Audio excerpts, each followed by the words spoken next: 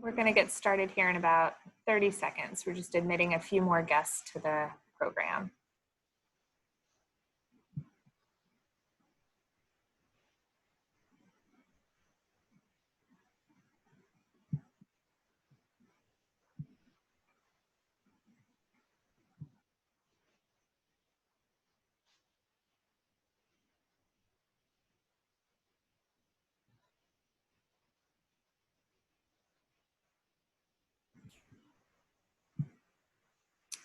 All right, we'll go ahead and get started here. Good afternoon, everyone, and thank you all for joining us. It's great to see so many of you available here for our program today. Don't mind me, I'm just keep continuing admitting people to the program. It looks like we're gonna have a great turnout today.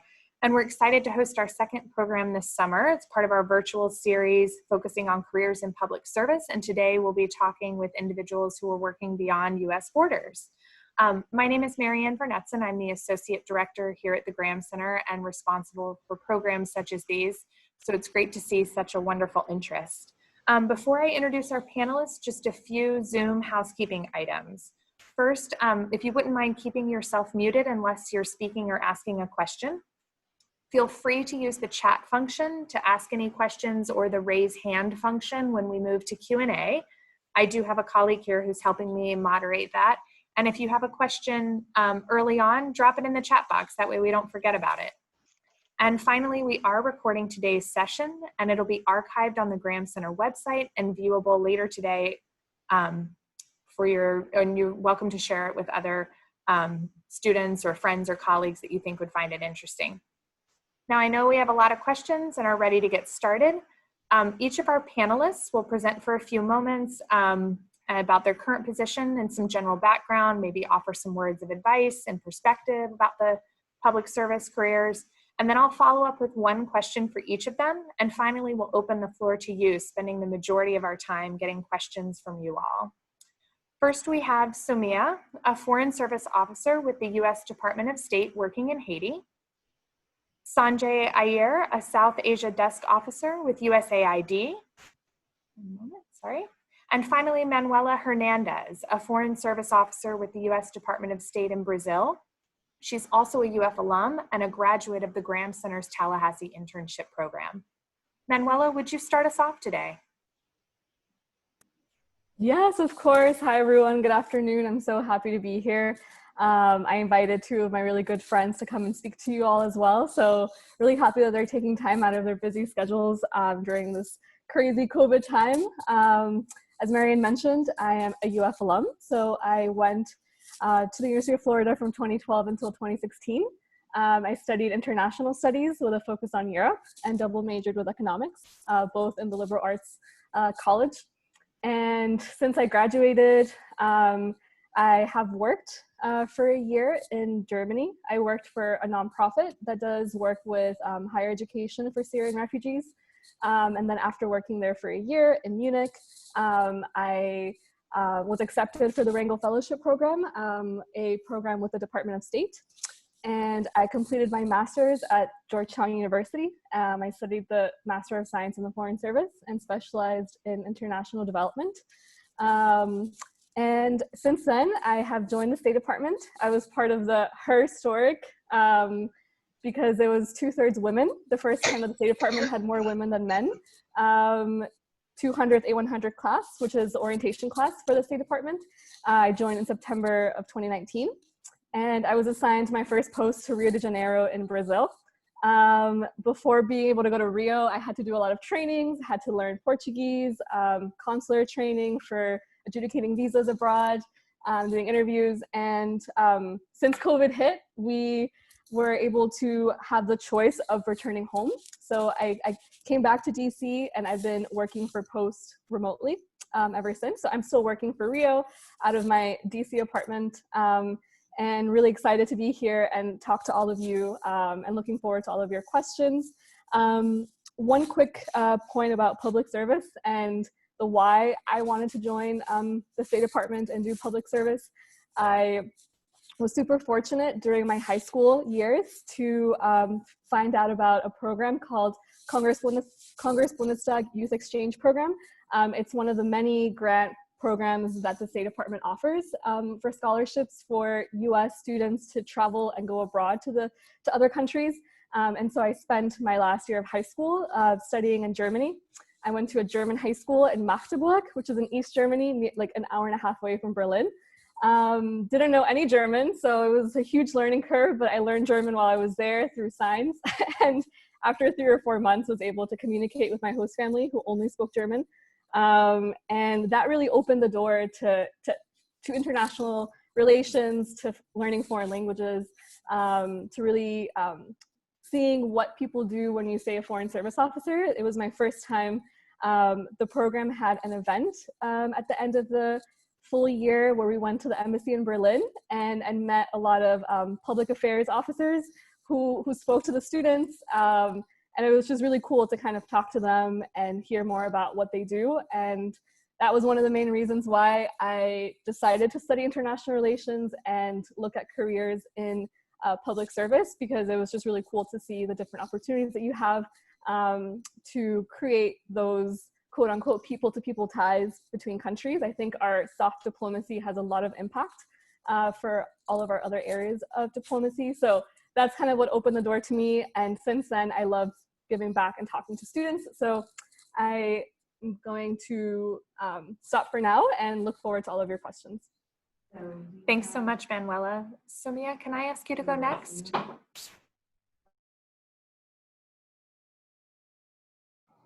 Hold on, I'm not on mute anymore. Hi, everyone. It's so nice to virtually meet all of you, and thanks so much for having me on this panel. So my name's Soumya Deva, and I am originally from Los Angeles, California. I'm a first-generation American to Indian parents who moved over to LA in the 80s. And Los Angeles, for me and my upbringing, was really the motivation and the inspiration for why I went after international affairs, being a city full of so many different languages and cultures. It helped me to develop that passion and interest. And so I ended up attending the University of Wisconsin-Madison, actually, so very far away from Los Angeles, because I was able to attend it with the help of an organization called the Posse Foundation that is pro-diversity in colleges and universities that that people of color wouldn't normally access. And so through that university, I was able to access international affairs programs, and I focused on Latin American studies, actually, because Los Angeles, again, was somewhere that was so intercultural, but very much in terms of Latin American culture was very rich in that aspect. And I loved learning Spanish. So I pursued that, as well as gender and women's studies. I really wanted to get into policy work as well. And so through a summer program through my university that allowed me to do an internship in DC, that was really my eye-opening experience to be able to understand how policy and public service really are played out in terms of the jobs and careers that people have after undergrad. And I say this especially because similar to most students here, going to school in a place where you're interested in public service but might not be a city that has a lot of public service professionals in it, such as DC, working in DC really was very, very pivotal to me finding out what it is that I wanted to do. And I continued after that experience to study abroad for a year in Buenos Aires, Argentina. So really put my language skills to the test, and worked for Amnesty International there because I was very much focused on NGO work and activism, and continued a thread of women's rights in Latin America. That led me to also, as an artist, I did an artist residency in Colombia while I was also in Latin America at the time. And I got to meet a lot of Peace Corps volunteers that were in Colombia and doing very interesting grassroots level work. Moving from DC to the grassroots level was interesting for me because, as you know, probably DC has a lot of professionals, but the true experiences that I really valued were when I was abroad and I was seeing the issues on the ground level. And so that pushed me to pursue the Peace Corps. So I ended up being sent to Togo, tiny country in West Africa, because the Peace Corps wanted me to learn French because it was kind of a good transition from Spanish. And so I was a gender and education volunteer, and so continued working on women's rights, but this time in a West African context. And that was when I really got to understand development, I think from a more grassroots level perspective. And what I noticed when I was there was the embassy and the professionals that were working in the embassy in the capital of Togo, and kind of the disconnect really that a lot of diplomats didn't quite know about the grassroots level issues and structural issues that certain countries are facing, and the level of influence that the US government truly has in some of these countries that are quote unquote developing. And so what I wanted to do was to pursue a career in the Foreign Service to be able to bridge that gap. And I ended up applying for, similar to Manuela, the Wrangle Fellowship in order to be kind of a different face that the Foreign Service has, because one of the main missions is for the Wrangle program to increase the amount of diversity and diversity of thought and diversity of interest in the Foreign Service. And so along with that program, I studied at Columbia universities. I got my master's in public administration, focusing on economics and political development. And in program, I was able to work at the UN. And so I was at the UN's entity for gender and women's equality. So quote unquote, it's UN Women. So that's the agency that I was in. I was in the Ending Violence Against Women program. And this program was very much focused on how to support different UN agencies that are linked with UN Women around the world, being at the HQ, basically the headquarters of UN Women in New York. So attending meetings at the General Assembly, learning about the Security Council, those are all very pivotal to understanding how multilateralism works. So I'll end it from there. And now I have been posted to Port-au-Prince, Haiti, because of my French language skills.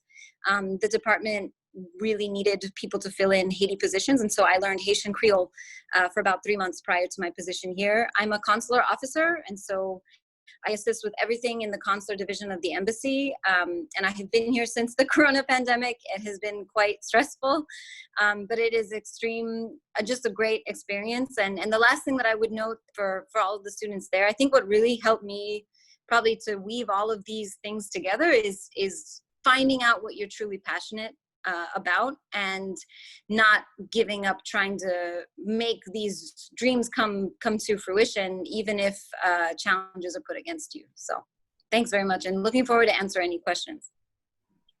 Somia, thank you so much. That was wonderful. Sanjay, would you like to go now? Sure. Hi, everybody. Nice to meet all of you, and thanks, Manuela, Marianne, and Somia. So currently I'm a South Asia desk officer for Usaid's Asia Bureau. I'll go into that in a little bit. I guess at the end, I'll tell you how I kind of got to that point. But primarily now I focus on Nepal, Sri Lanka, Maldives, and India items. So I think I'm maybe a little older than Manuela and all, so I graduated from college in 2010, and it took me some time to really figure out what I wanted to do. But while I was in undergrad, I really focused on pursuing opportunities with the international student office that was there. So I worked with a lot of exchange programs. I had a job in the global education office. I went to VCU, which is a big public school in Virginia. And eventually I somehow transformed that into a job at an NGO here in DC. World Learning, which is a education-focused NGO working on exchange programs and bringing people back and forth to the US. I loved it. It was really great.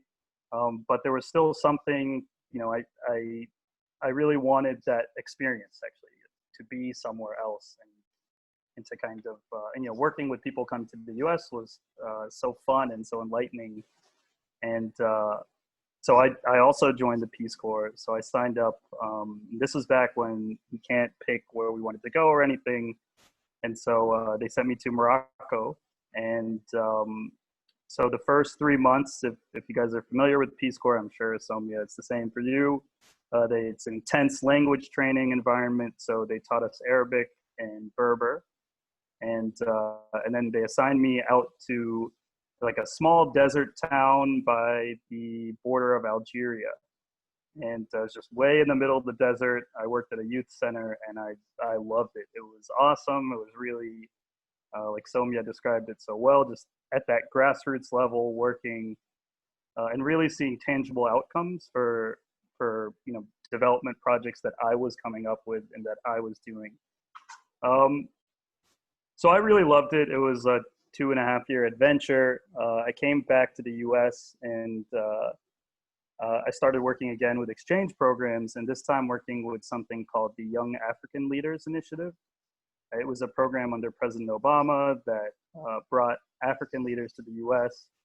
I loved it. Again, it was a great experience, but I just wanted to, maybe I was still clinging to that Peace Corps dream kind of thing. So I signed up again for Peace Corps, this time through their response program, which is, it's like a 1-year assignment where you go in and you kind of hit the ground running and do work. And so I went to Zambia this time, and I spearheaded their malaria program for Peace Corps Zambia. That was fantastic. I mean, a completely different place and culture and community. And again, really doing kind of impactful work and supporting, there's something like, I think, 300 Peace Corps volunteers all over Zambia. So working with them on malaria prevention. And that was my first kind of foray into health work in public health. And so after that experience, I came back to the US, or actually I went back to Morocco for another job. But then I came back to the US and was trying to figure out how I can find something that fits in that nexus of international development and public health. And, I didn't quite know what I wanted to do. So I had applied and got into grad school, and that's where I met Manuela. We were both in the International Development Program at Georgetown's Master's of Science in Foreign Service School. And so that was great. I was trying to balance some of my public health background and experiences. I wound up doing an internship with UNICEF and their health section in New York, which was great. Really kind of opened my eyes to some of that big UN institution type of work. And then following the second year, I applied for something called the PMF program, which is the Presidential Management Fellowship program. It's a program open for anyone who completes a master's degree. It's a test that you take online through the Office of Personnel Management. And that, I passed that test, and I was able to get a job with Usaid, working with their South Asia team in their Asia Bureau. This was kind of a transition from what I worked in kind of North Africa and the Middle East for a while, and then Sub-Saharan Africa. But again, like Somia, my family is from India. And so I'm the son of 2 immigrants from India, and I wanted to kind of pivot to South Asia as a focus area. And so if you guys are familiar with USAID, where it's the US government's kind of development assistance engine. And so most countries across the world, or a lot of countries across the world, I should say, have USAID missions. And there are foreign service officers at those missions that do development programming. And as a desk officer here in DC, I support our missions in the field in their work. All right, Sanjay, thank you. And thanks again, Somia and Manuela, for your comments. Normally I ask a question to kick things off, but I have 6 questions already in the wings. So I think we should just get started. The first one's for Manuela, and this comes from Megan. So Megan, feel free to unmute yourself if I get anything incorrect here. So Manuela, what was your experience like in the Foreign Service major at Georgetown? Any advice for someone wanting to pursue that for graduate school? Yeah, I'll get started, and I want Sanjay to jump in since we both studied together. So a few things that I kind of think about right away after MSFS. And I would also like to invite Somia to speak about her experience at SIPA, because they're also similar but very different programs. The thing that attracted me to MSFS was the location, being in DC. I had never lived in DC before, And knowing that I was going to work for the State Department and that I would come back to the US for DC tours, I knew that it would be helpful to kind of have that experience and be able to network with people in DC. So location for me was important. The size of the program was also really great because it's a bit smaller than other programs. It was 110 students approximately when I joined. So that means that we have pretty small class sizes. Some of my classes were like 10 people, 15 people. So that was really nice because you're able to really connect with the professors. I liked the diplomatic studies certificate that they had at Georgetown. I was very involved with that center. So I was able to have classes with diplomats in residence who were senior foreign service officers, former ambassadors, teach classes, and a lot of them became my mentors that I still draw on for help. Like when I got the bid list, for example, which is like the list where you see all of the posts that you go, I wrote an email to one of my former mentors and I was like, which ones have you heard great things from? Who do you know in these different places? A big thing that people always say in the State Department is hopefully you have a nice boss. A nice boss can really make a difference. And so I think for me, having that network, having those different professors, teaching practitioners was important. And I also, last thing, really liked the flexibility of the program. There were a few core requirements which you could waive if you have certain classes beforehand, like economics and international trade and stats. So I was able to kind of take other classes from outside of MSFS. I took some in other programs like security studies and in the public policy school as well. So it was a very flexible program, so you can take different classes. Whereas other programs like, for example, Fletcher or SICE are more quantitative heavy. They have more requirements. So those were a few of my defining factors. I really enjoyed it. I really liked it. And I want Sanjay and Somi maybe to talk about their graduate school experiences and why they chose where they went. Cool, I can go. Well, I chose to study at Columbia University School of International and Public Affairs, mostly because I had already had experience in DC, and I knew that the Foreign Service would keep sending me back to DC in order to get training and move on to the next assignment that I'd be going to.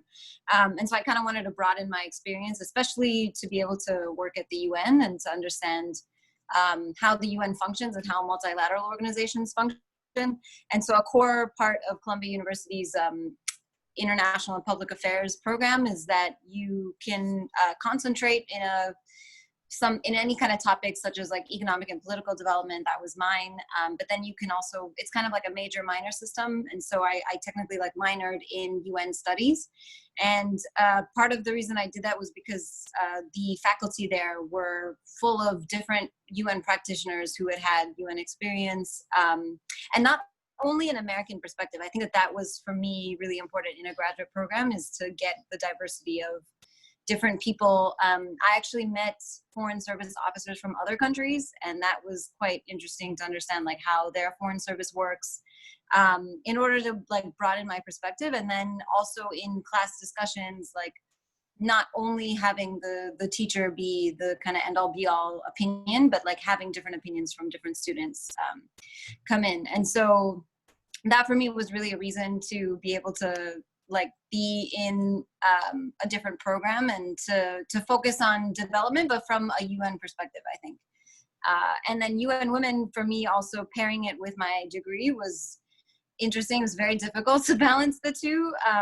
But being at the UN Women Agency, I got to attend General Assembly meetings and got to look at how women's rights is really pursued like at the General Assembly level and with all of these multilateral institutions coming together, and also what the problems are. I think that sometimes we go to these schools and institutions and expect to be given a lot of solutions, but what was really interesting about Columbia was that we had students that had UN experience and had a lot of like critiques to it. And I think that that's really important, especially for the US government to kind of listen to and to understand. And that was really a platform for me to think about those critiques in my position now. All right, thanks. Sanjay, would you like to add anything? Yeah, sure. So So I applied to grad school when I was living in Zambia and working in Zambia.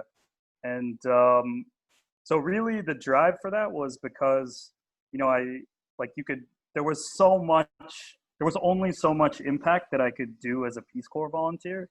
And I felt like a graduate degree was something, and this is going to sound stupid, not even for the education, but almost just the credential to be able to get that next position, to be able to just effect greater change. So that was really my motivation for applying to school. So I applied to Georgetown and Columbia. And because my brother lived in New York and my family lived in DC. And so I wound up coming to Georgetown, and, you know, in school, I studied international development with Manuela.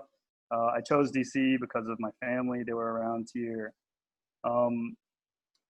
You know, I think it was good that I worked for a few years and had kind of an idea of what I wanted to do. And then, you know, once I started school, I realized there's just like so much that I needed to learn. And there are, you know, being surrounded by a lot of awesome and intelligent people, Manuela and others with all these, you know, great experiences. And so a lot of that kind of helped shape the decision I made, which is I wanted to pursue that, I guess, that next tier on the development kind of continuum. So USAID kind of offered that opportunity to sit that next step up and kind of help effect change at the country level. I think that answers the question. I might have veered off someone. No, yeah, that was awesome. Thank you. All right, thank you so much, Sanjay. Our next question is from Alyssa. Alyssa asked Manuela, what was the process like for applying and receiving the Wrangle Scholarship? Ooh, okay. I'll speak briefly, but I know that our next session in 2 weeks, we're going to talk about fellowship programs, and you're going to hear from me again talking about Wrangle, and we're going to have another Pickering on the panel as well. They're very similar fellowships. Both are geared towards entry to the Foreign Service. But just speaking broadly, and Somia and I are both Wrangle Fellows. We're from the same cohort, 2017 Wrangle Fellows. Every year they choose 30 Wrangle Fellows from across the US. And the objective is to increase diversity into the State Department. So a bit about my background, my parents are Colombian. I came to the US when I was 5, grew up in Florida most of my life, and so come from a Hispanic background, speaking Spanish at home and then English, of course, everywhere else.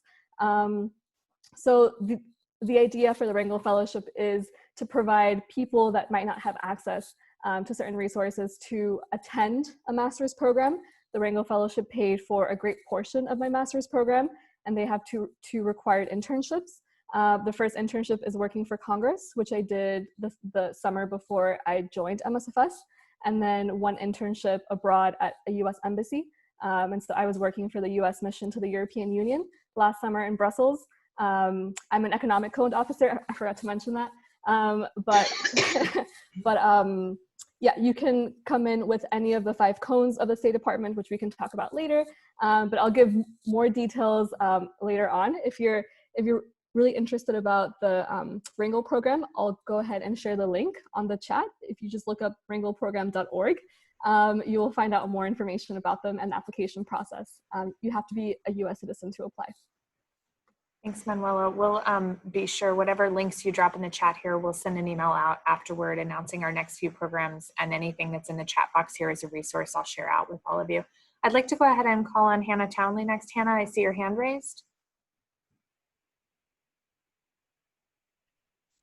Hi, thank you so much for meeting with us. This has been really cool and an interesting panel. So my name's Hannah. I'm a political science and English major, and you guys seem to have a lot of experience in both nonprofits and with the State Department. I'm interested in the State Department, and last summer I interned with a nonprofit in Ghana. So I was wondering, what is the difference between those two, both within like the public international affairs sphere, but what are the difference between those two paths?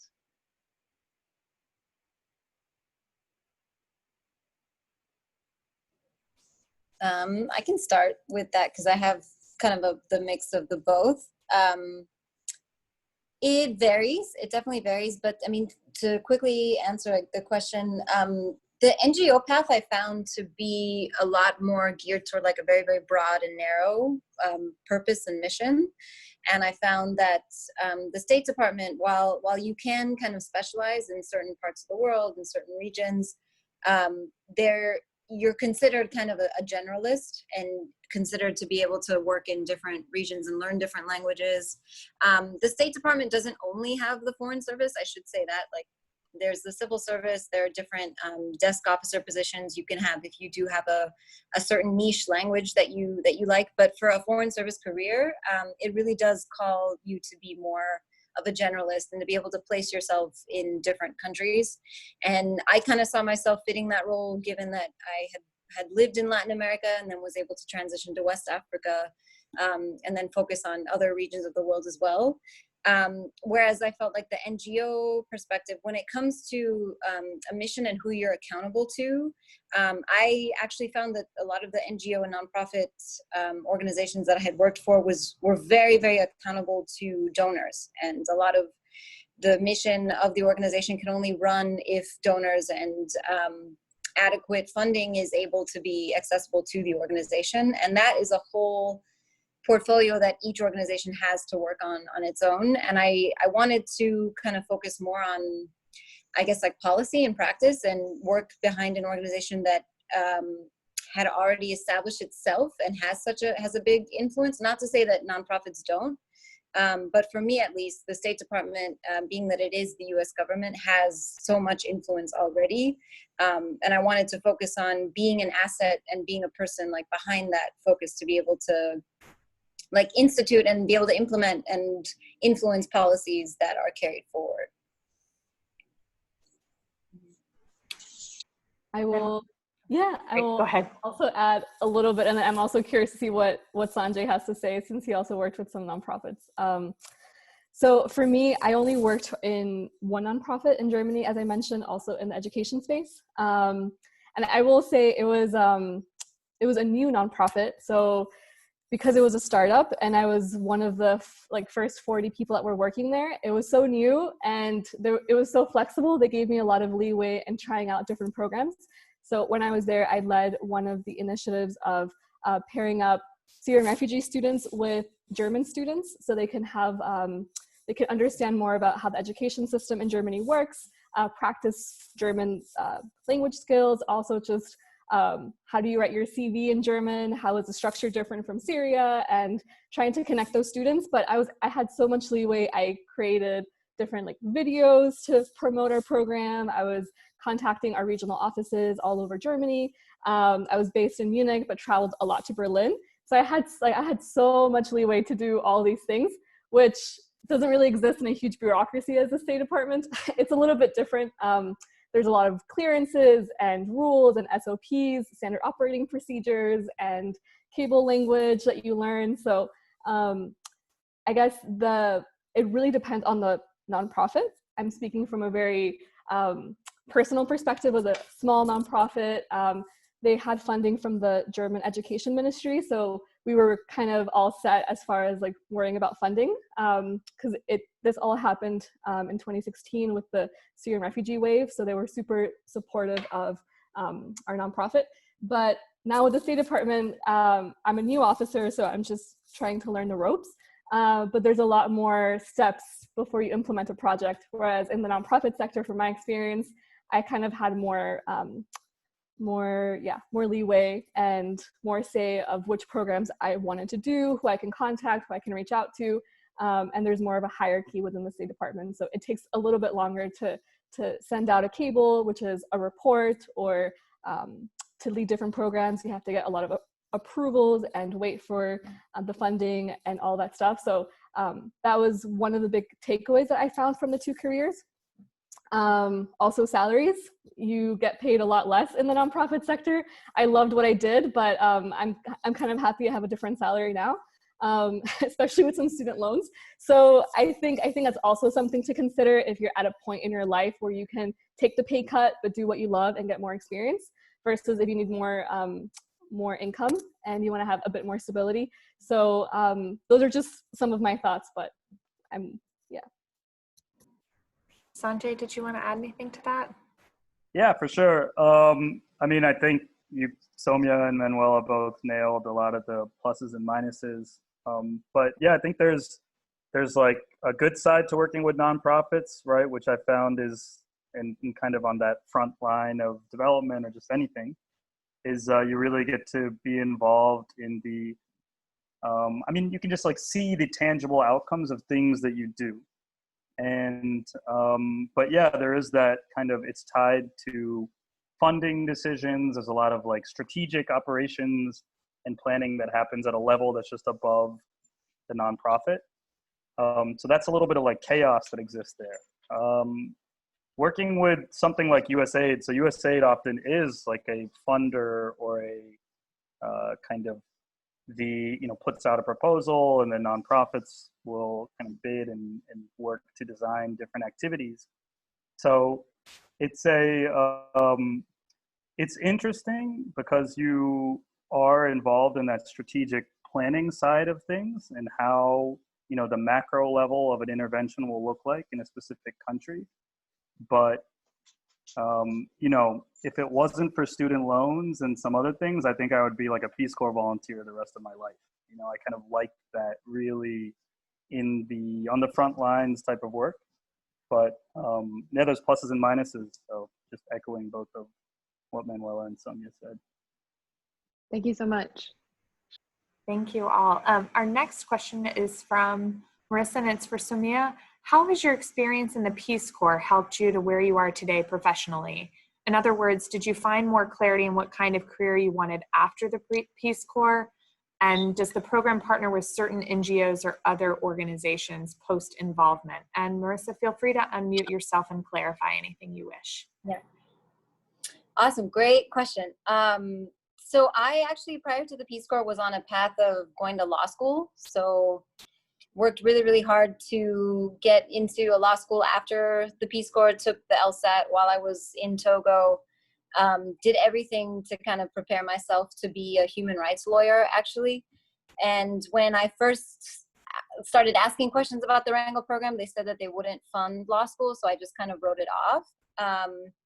But for me, once I started Peace Corps service, I realized that I didn't actually need a law degree in order to contribute to the changes that I wanted to make.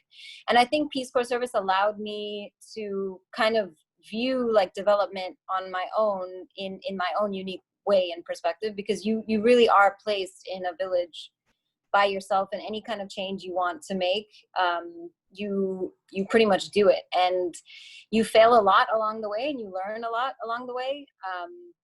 And I think when it came to being in the Peace Corps, I was also surrounded by other people my age that were looking at careers after the Peace Corps. And we had some really interesting people in the Peace Corps agency that were Peace Corps country directors in Togo. So we could always kind of ask them.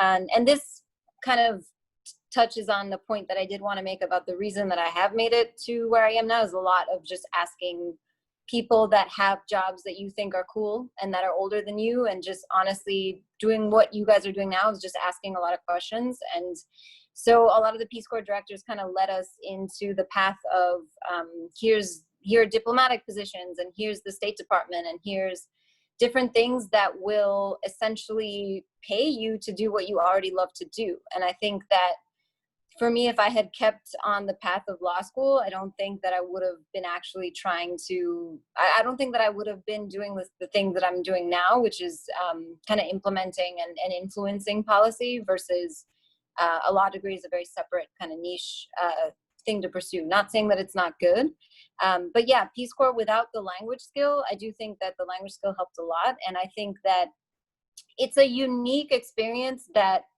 you can make what you want out of it. I think that that's the other plus, is that when it comes to all of these other fellowships and scholarships that you have to write these essays for, it's awesome to be able to write a personal statement that is talking about a unique project that you alone did in this village because you saw a need and you went ahead and did it, and you came up with a great outcome. And I think that when it comes to how competitive some of these fellowships, and I know that you guys will talk about that later, but it really does make a difference. And I don't think that I could have had that same kind of impact in another experience. So I hope that answers it. Marissa, did you want to add anything else? Otherwise, we're going to move to another question. If anyone else wanted to add their experience in Peace Corps, I know Sanjay did some things. I'd be happy to know. I'm really interested in the program, I think. So I'm just asking as many questions as I can. Yeah, for sure. I'll make it quick. But it changed my life, to be honest. It really, it tests you, and like Soumya was saying, it really, you do what you want to do, and you're able to take a project from scratch, really work on the ground with local counterparts, and see the outcome of your work. And then it really does help when for a job, for instance, at USAID, something like Peace Corps is almost a prerequisite for a lot of things, because it's we work in development. There's a lot of people here that have a lot of experience working in development. And so it helps to be able to say that, I worked with Moroccans in the middle of the desert to change the way that an education program was being led and run, and then be able to speak about it pretty confidently. So, I'm here to promote USAID, but Peace Corps also was great. So I loved it. All right, thank you. Our next question comes from Sophia. Would you recommend pursuing, and it's for all of you, so anyone can start with it. Would you recommend pursuing a dual degree while pursuing MSFS or SEPA?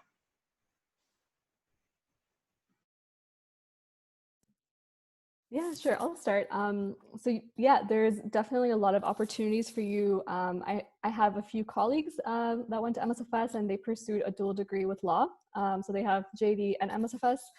They also did a business degree as well. The public policy school offers dual degree programs for MSFS. And then there's also pluses and minuses. I mean, with a law degree and MSFS, I think that's very specific if you want to go into like a sector of the law, because it does take 5 years to complete both. And so it's a huge time commitment. It's also very expensive. So I would say maybe pursuing the JD MSFS option if you really are sure about going to law school. There are some programs I've heard of that are a bit cheaper if you do like public policy for law. I think NYU has a program that they offer some scholarships. I'm not completely sure because I was looking into that program before MSFS. And then I don't want to limit you all to US schools. I mean, before I got the Wrangle Fellowship, I was living in Germany and I was looking at programs in Germany. They're super cheap compared to the US. The master's program at Humboldt University in Berlin was only like 500 euros per year. And that includes your bus ticket, your train ticket, access to the library. So that's another option if you're thinking about doing a master's degree later on and you don't have the funding for it, because I know it's really expensive. I would look at other international programs. There's scholarships for it. There's also the Rhodes Scholarship if you want to go to Cambridge or Oxford. London School of Economics has some great scholarships. Sciences Po University in Paris has some scholarships. German universities are really cheap as well, and they're great.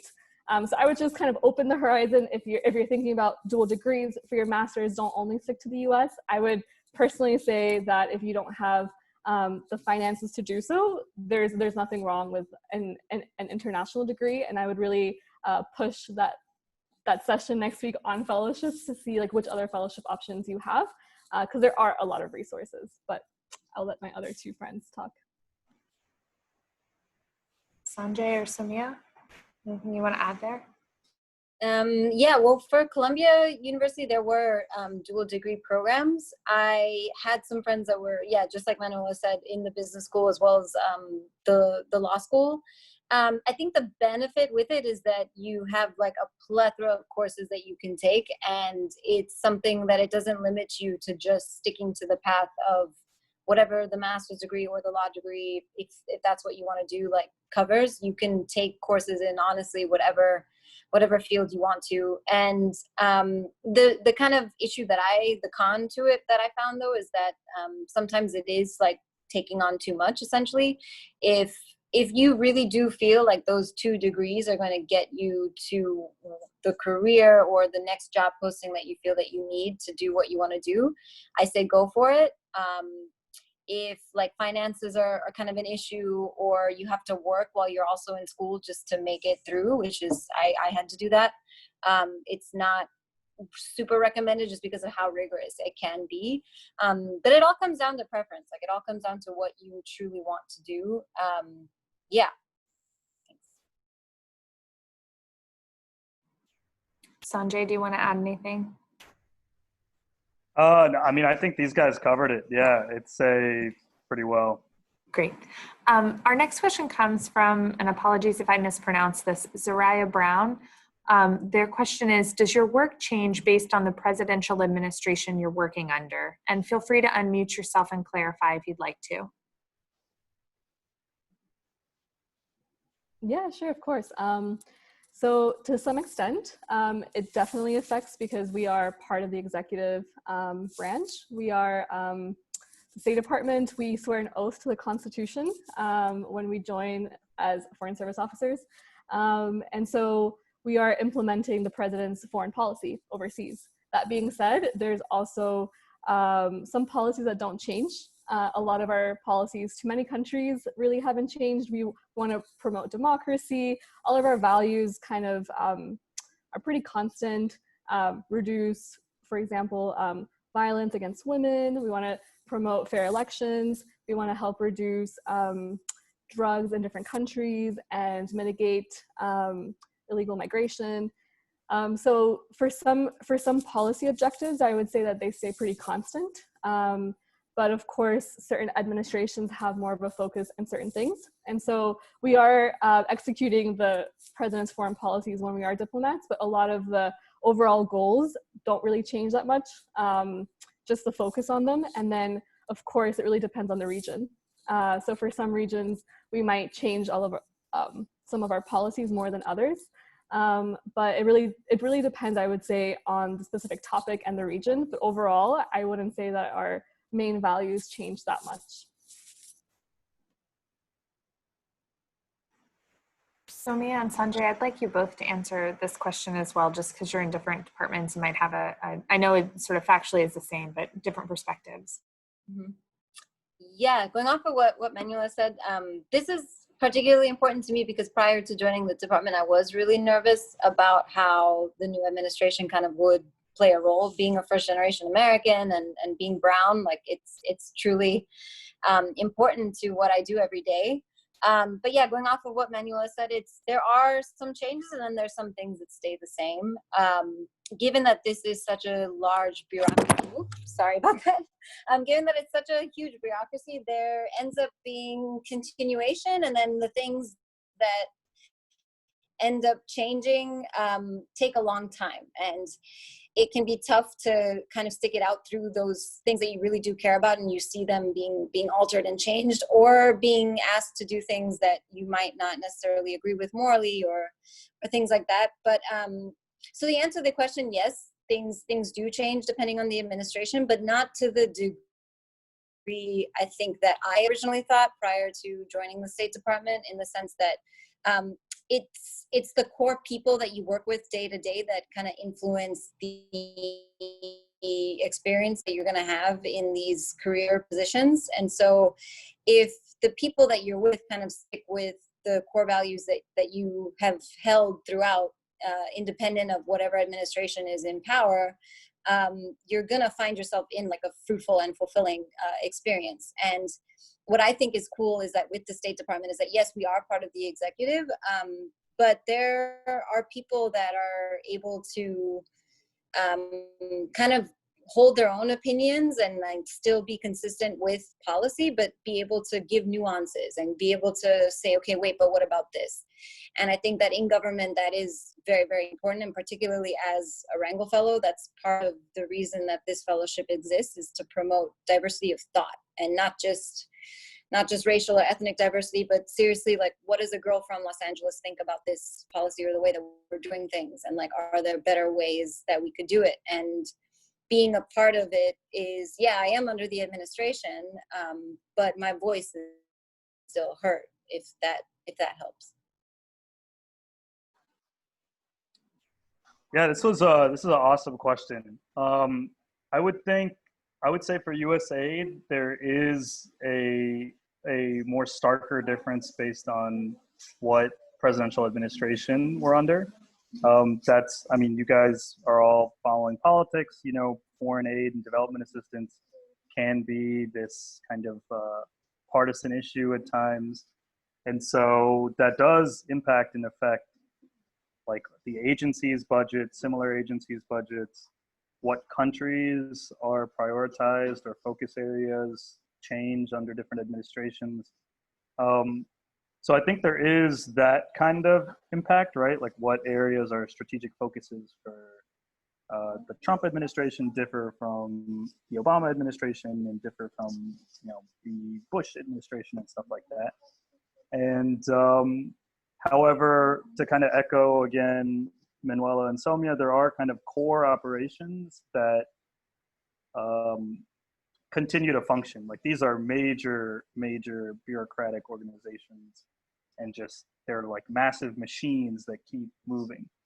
And you know, USAID is often described as like a light agency within the US government, and it's still like this huge kind of rolling ball, or you know, somebody described it once really well. They're like, all of these things are like giant oil tankers that administrations can kind of turn the direction slightly, but like the thing is still moving forward. So processes and things keep on going. Doesn't matter what's kind of driving at the top, but there is a lot of influence from administrative directives. I like that analogy, Sanjay. Thank you. I have another question here from Marissa. A lot of graduate programs focusing on international affairs often require years of experience working in related fields prior to enrolling. What do you recommend to graduating seniors who are interested in these programs but are just beginning their professional experiences in the field of international relations? Any of you? It wasn't directed at any one person. Sanjay, do you want to start since I know you have to leave soon? Yeah, could you repeat the question? Sorry about that. Yeah, sure, no problem. Essentially, to paraphrase, a lot of programs that focus on international affairs require a lot of experience in the field prior to enrolling in graduate program. So what do you recommend to those who are seniors, who have just graduated and are interested in these programs, but are just starting their professional experience? So maybe it is something like going into the Peace Corps first, or what other kind of recommendation would you have for them prior to graduate school? Yeah, for sure. I mean, I think this is a strange time because COVID-19 limits a lot of the overseas work and opportunities and things like that. But, you know, take what I say with a grain of salt, because I think Manuela is a great example of like a couple of years of work experience and then really channeling a graduate degree and turning it into like into a great career. I mean, I think it took me a lot of bumbling around to figure out what I wanted to do. And I think it helps to, you know, if you are able to pursue opportunities overseas, that's great. But, you know, let me also say, like working in your own community and volunteering in your own, you know, your own city, your own town, those are all really foundational experiences that, you know, you don't have to go to Morocco or something to do a lot of community-led development work or volunteer service.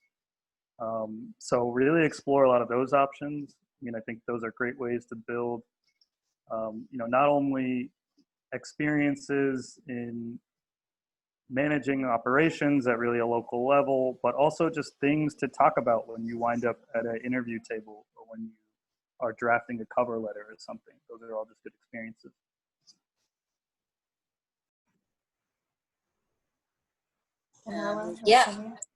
Yeah, I would add to that. Honestly, the importance of getting some sort of international experience is it's very, very unique, and it's something that I would think has helped me a lot to be able to not only just for the next opportunity or the next prestigious grad program that you want to attend, but it's really just about being able to position yourself in a way where you can truly see what it is that you want to do and to figure out if it's for you or not. And I think I wouldn't have been able to determine that living abroad was something for me unless I lived in a country for more than 2 years, and that's what the Peace Corps kind of brought to me.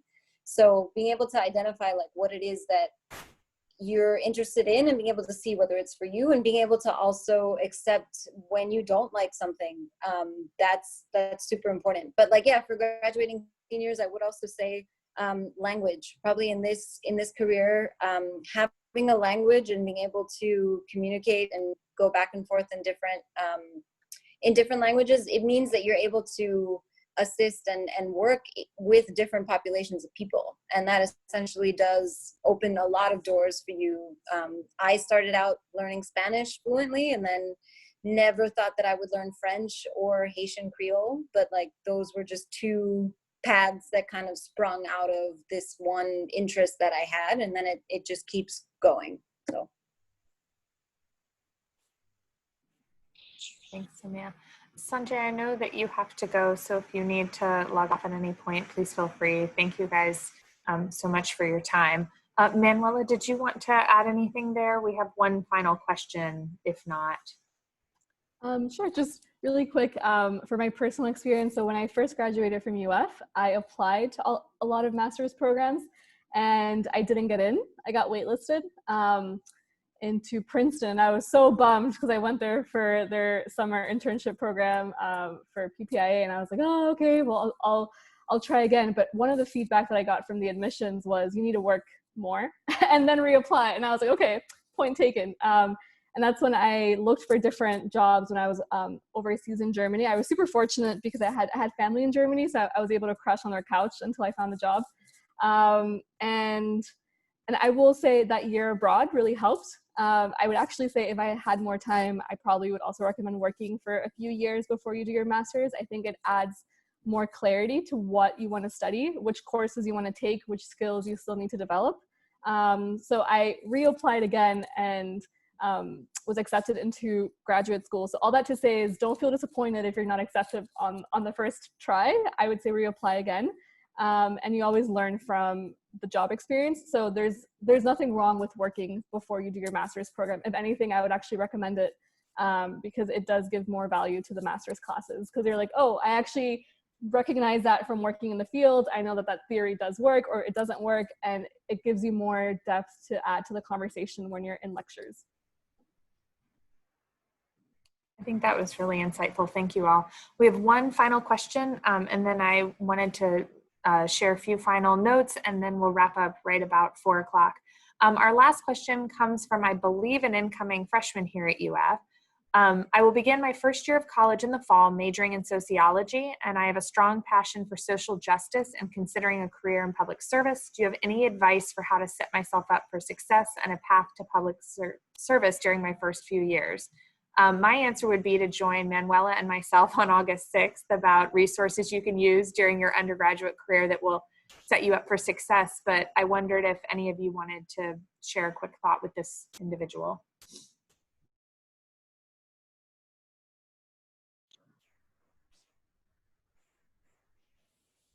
Manuela, do you want to go ahead?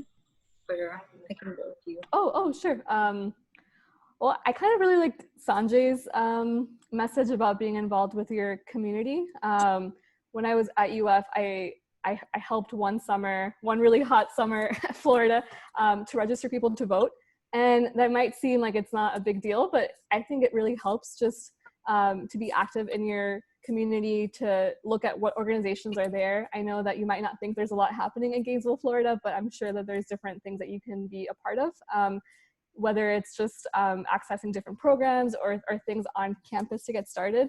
I do think that if you want to do international experience, you can look at study abroad options while you're there, look at scholarships, and then look at other internships that might pay you, because I know that most of them are unpaid, but there are some paid programs. So if funding is an issue, I would say just do a lot of research and reach out to people that might have done the same thing before you as well. Yeah, going off of what Manuela just said, I would say definitely tap into the resources in your undergrad program. And I don't know as many of them directly, but any of these sessions, if you're on this call right now, you're already doing kind of the right thing. But constantly kind of being aware of different resources and fellowships and scholarships that are available via like your undergrad program. Like I said, one of the things that helped me the most during my undergrad was being able to spend the summer interning in DC. And normally that would have been an unpaid internship completely, but because of my undergrad, I was able to find a scholarship and make something work so that I could get the experience that I needed, really. And so I spent multiple times coming into my career center, being able to get to know the people there, giving them my resume, being able to look at job boards, you name it. It kind of starts at interning and being able to find out like what programs are also available in your community, just like Manuela said. Madison, Wisconsin, which is where I did my undergrad, was like a very liberal capital in this state that I was in. And so I worked kind of in local government, and I got to understand kind of what the organizations there are doing and what they're focused on. And that helped me to kind of scale it up to somewhere as big as like a DC organization. So. That's really great. Thank you all so much. You'll notice that we've put in a few points here. I will pull all the resources out of the chat function and send an email after this session, but we have shared with you the link to signing up for our student newsletter, which will share all sorts of opportunities, scholarships, paid internships. We have a public leadership minor here at the center, so there are a lot of different resources available to you here. I also wanted to thank our panelists. Sanjay had to jump off, but Sumia and Manuela, thank you so much for your time and efforts. We really appreciated hearing from you. And finally, just really quickly, on Thursday, July 30th at 2 p.m., we're going to have another one of these sessions, postgraduate public service fellowships and more. You'll hear from some UF alums and others about Pickering and Wrangle Fellowships, as well as the Peace Corps. And our final session will be on August 6th at 1 p.m. with resources to launch your career. And that will focus more on things that are available to you during your undergraduate academic career here at UF and how we can help you. You can register for any of these events at our website. And again, don't forget to follow us on social media and sign up for our newsletter. And finally, I just wanted to say a very quick thank you to Governor and Mrs. Graham, who were able to join us today. They have done so much to help us here at the center in producing these kinds of programs and opportunities for you all. So I would be remiss in not thanking them for joining us. And if there is nothing further, we'll just let you all sign off. We will have this recording available on our website. Thank you, Sumia. Thank you, Manuela. Thank you. Thanks so much. Have a good day, everyone.